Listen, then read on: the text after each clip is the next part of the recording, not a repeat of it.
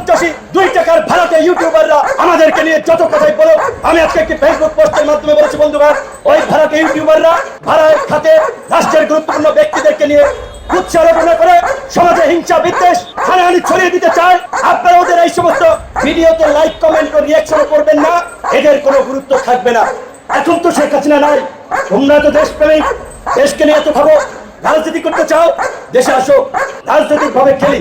কিন্তু ওই যে গান আছে না একটা, এই যে একটা গান আছে না, বন্ধু কথা কইলো না, এরা দেখা দেয় না ফেসবুকে আপনার ওই মাছের মতো, মাছ যেমন অক্সিজেন নেওয়ার জন্য উপরে একটু কি বলে, বিভিন্ন ভাষায় বিভিন্ন ভাবে ফুটকুরি ছাড়ে, ওইভাবে তারা আজকে সমাজের গণ্যমান্য ব্যক্তিবর্গ এদেরকে নিয়ে নানান ধরনের অপপ্রচার এবং প্রপাগান্ডা ছড়ায়।